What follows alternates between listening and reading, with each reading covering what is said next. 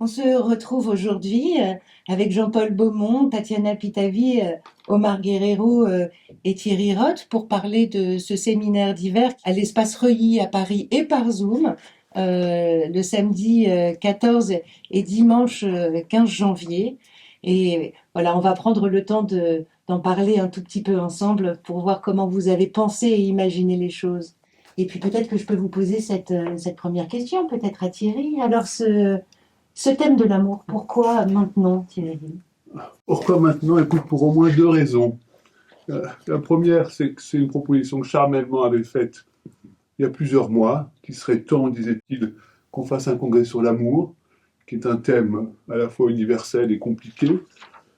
Et sans doute parce que l'amour, comme le disait Lacan, ne parle que de ça, on analyse, il en est question tout le temps. Le titre pourvu qu'on s'aime, c'est aussi une façon d'interroger l'amour. C'est-à-dire que l'amour n'est pas forcément qu'une chose belle, c'est aussi quelque chose dont on se plaint toute sa vie. Je peux poser la question à Omar, pourvu qu'on s'aime, ça vient d'où ce titre? Il y a un côté ironique, il y a un clin d'œil, ça pique un petit peu, hein, parce qu'il y a aussi pour moi une référence très freudienne dans ce pronominal réflexif qu'on s'aime, n'est-ce pas? Qui aime-t-on? Hein, si on lit Freud de 1914-15 sur le narcissisme, quel type d'amour? Est-ce qu'on aime l'autre ou est-ce qu'on aime Soit dans l'autre? Pourquoi, Tatiana, il serait temps de parler d'amour aujourd'hui dans le contexte dans lequel on est? Il y a une question intéressante aussi actuelle, c'est qu'avec cette désidéalisation, cette dégradation du père aujourd'hui, est-ce que l'amour, hein, il est aussi chamboulé, il est aussi bouleversé? Et Jean-Paul, est-ce qu'on aime aujourd'hui comme hier dans la clinique contemporaine? Est-ce que vous avez la sensation qu'il y a des nouvelles questions qui arrivent autour de l'amour? Ce qui était classiquement la position d'aimer l'être, et dans la position chrétienne d'aimer le prochain, ça passe tout à fait à quelque chose qui serait plutôt d'aimer le semblable. Qu'est-ce qui fait tenir? Si avant c'était la religion, par exemple, qu'est-ce qui fait tenir l'amour aujourd'hui? On pense toujours qu'on va trouver mieux. Et ça pousse à ne pas s'attacher et à penser qu'il y a un meilleur produit ou qu'à côté, avec lui, je peux en même temps avoir quelqu'un d'autre, puisque c'est si facile. Il y a une structure de l'amour, et ce qu'on voit aujourd'hui, ce sont des formes différentes. Mais la façon d'être saisi par cet affect, par cette passion, à mon avis, rien n'a changé. Même si c'est un fil rouge, un carmin qui va guider nos réflexions pendant ces 4 demi-journées. Mais effectivement, comment se noue amour et sexe aujourd'hui? C'est l'un des points que j'aimerais évoquer, par exemple, ce dimanche de notre séminaire d'hiver, la conjugalité, la parentalité. Justement, quels sont les effets sur le couple, comme le disait Thierry aussi, sur l'amour entre les deux générations. Oui, c'est peut-être une question aussi intéressante. Est-ce que finalement l'amour a changé aussi entre parents et enfants? Est-ce que ça a changé de forme? On voit bien la difficulté aujourd'hui, d'ailleurs, pour l'enfant, de trouver ailleurs un amour aussi intense que celui qu'il a reçu, je veux dire, de ses parents. Cette difficulté de séparation qui intervient un peu plus après. Et est-ce qu'on ne fait pas aussi aujourd'hui des enfants pour être aimés? Mais avant, il y avait toujours un tiers qui était la société, la religion, l'interdit, le hasard d'avoir un enfant ou pas. Avec la contraception. Actuellement, on fait l'amour à deux seulement. Et ça donne une certaine manière d'être dans le semblable et dans la symétrie qui n'était pas sûrement la même il y a quelques dizaines d'années.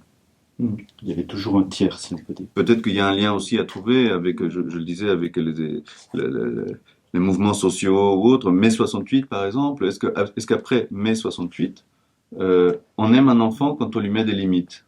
Comment faire comprendre que c'est parce que je t'aime que je mets une limite et que des parents ne s'autorisent pas? Parce qu'il y a là aussi cette question-là, de dire c'est parce que je t'aime que je fais une coupure, une séparation, etc.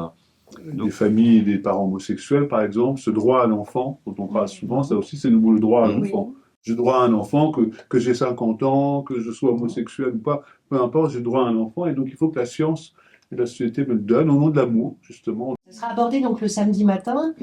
Comment vous avez choisi les thèmes qui vont être comme ça, un peu explorés, dépliés pendant... Oui, il y a l'amour et les familles contemporaines, l'amour et la lettre, l'amour dans les psychoses, parce que L'amour les sujets mystique aussi, psychotiques, avec la lettre. oui, l'amour de la lettre et des mystiques, ouais, et l'amour mystique, l'amour dans les psychoses et l'amour et le sexe. Donc plutôt l'amour dans le couple, on va dire. Qu'est-ce que ce serait pour vous quatre, chacun à votre manière, un séminaire réussi? Qu'on essaye d'aller au-delà du constat.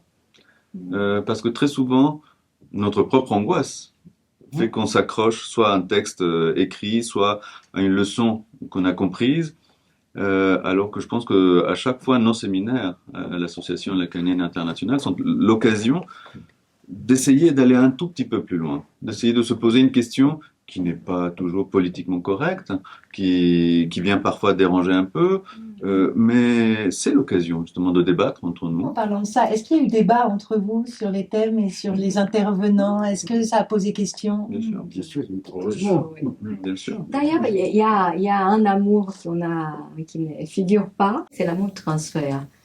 C'est vrai, ça. Et ça, c'était aussi parce que déjà, on avait eu des journées récemment à Bruxelles autour de ce thème. Et c'est vrai que c'est une question qui demande à être traitée peut-être d'une façon de plus approfondie encore. C'est pas seulement le transfert à un maître, comme celui qui vient de nous quitter, ou comme d'autres qui ont fondé notre association avec lui, mais c'est aussi le transfert entre nous. C'est se faire confiance, c'est apprendre mutuellement les uns des autres. Mais là, nous sommes déjà dans un transfert de travail, on va dire. La question de l'amour du transfert, qui me paraît que c'est l'amour éminemment psychanalytique. Parce qu'on parlait des formes d'amour, des transferts. On parlera peut-être un peu le samedi après-midi quand même. Comment ça se passe à la Ligue pour choisir vos intervenants?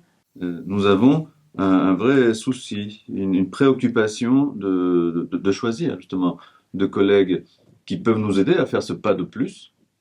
Qui par leurs travaux, leurs conférences ou leurs écrits montrent qu'ils sont un peu dans une espèce d'avant-garde de telle ou telle question.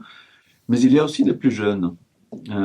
Et donc c'est important qu'il y ait des engrenages, que ces plus jeunes puissent venir aussi exposer leurs questions. Mais nous avons des membres en région, dans des pays voisins ou dans des pays lointains, et donc c'est très nourrissant de pouvoir échanger aussi. Et des collègues hors association aussi, parce qu'il y a toujours la place aussi pour des collègues qui ne sont pas de la Ligue. Absolument. Grâce au Zoom, des gens de loin parfois peuvent aussi participer.